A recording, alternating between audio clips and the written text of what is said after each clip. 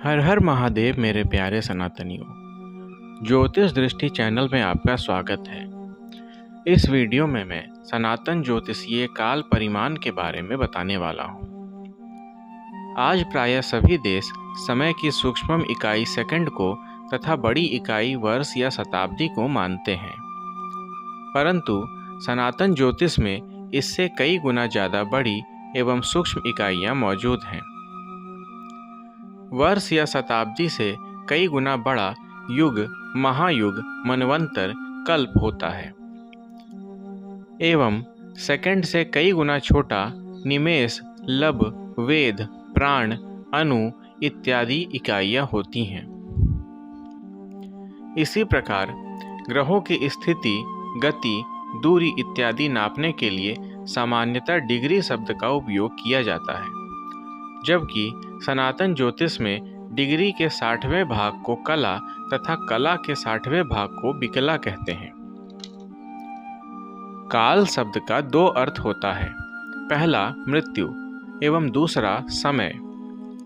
समय एक गणनात्मक काल है। ज्योतिष में गणनात्मक काल का प्रयोजन है।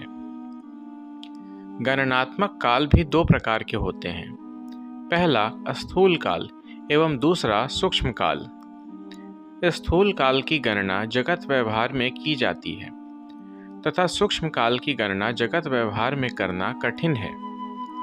सूक्ष्म काल गणना की सूक्ष्म इकाई होती है। अब मैं काल गणना का परिमाण बताता हूँ। परमाणु काल की सूक्ष्मतम अवस्था होती है। 2 परमाणु बराबर 1 अणु होता है।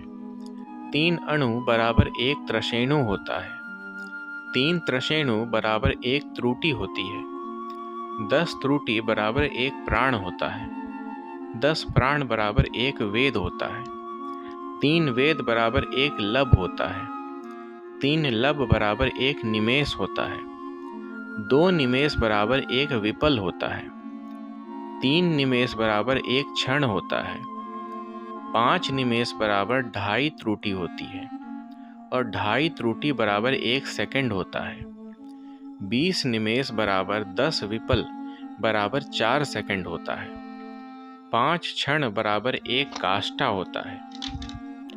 15 काष्ठा बराबर 1 दंड बराबर 1 लघु होता है। 2 दंड बराबर 1 मुहूर्त होता है। 15 लघु बराबर 1 घटी बराबर 1 नाड़ी होती है।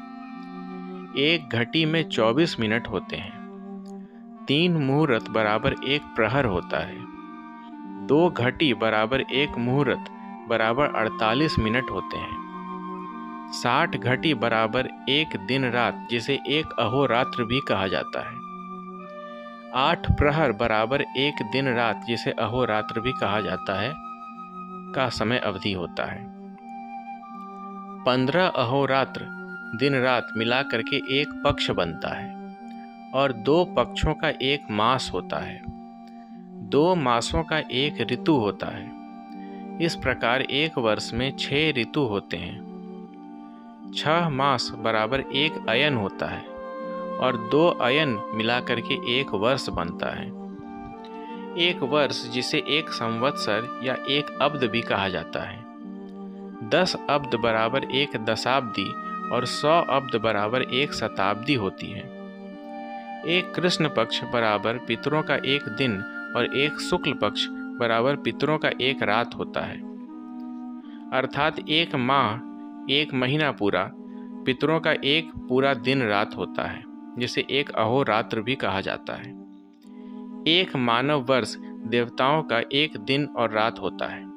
उत्तरायण देवताओं का दिन और दक्षिणायन देवताओं का 1 रात होता है। 360 मानव वर्ष बराबर 1 दिव्य वर्ष या देवताओं का 1 वर्ष होता है। अब युग परिमाण का वर्णन करता हूँ। कलयुग 4,32,000 मानव वर्ष की काल अवधि का होता है। इससे 2 गुना अर्थात 4,32,000 गुने 2 बराबर 8,64,000 मानव वर्ष के समय अवधि का द्वापर युग होता है और कलयुग के समय अवधि से 3 गुना अर्थात 4,32,000 गुने 3 बराबर 12,96,000 मानव वर्ष की समय अवधि का त्रेता युग होता है और फिर कलयुग की समय अवधि से 4 गुना अर्थात 4,32,000 गुने 4 बराबर 17,28,000 मानव वर्ष के समय अवधि का सतयुग होता है।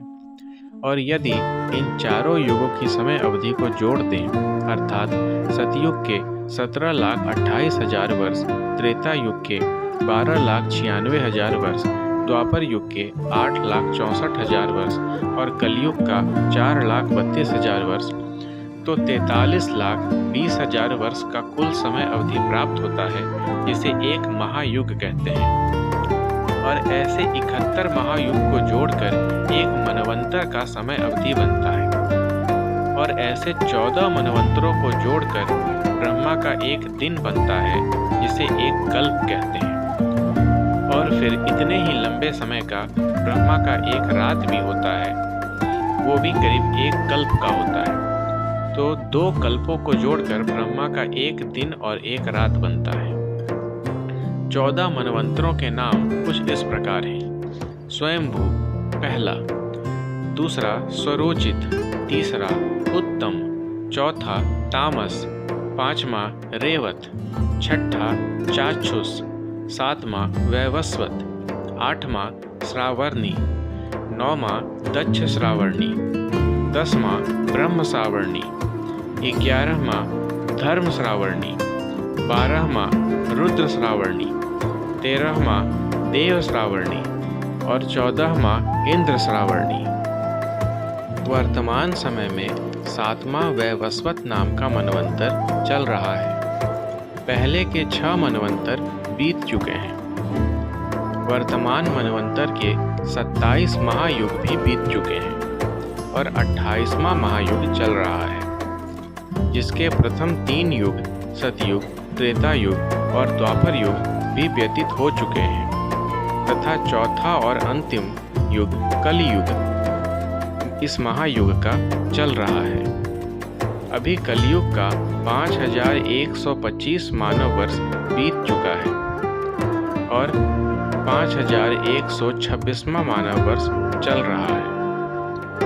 अब सौर मास एवं सूर्य संक्रांति के बारे में बताता हूँ।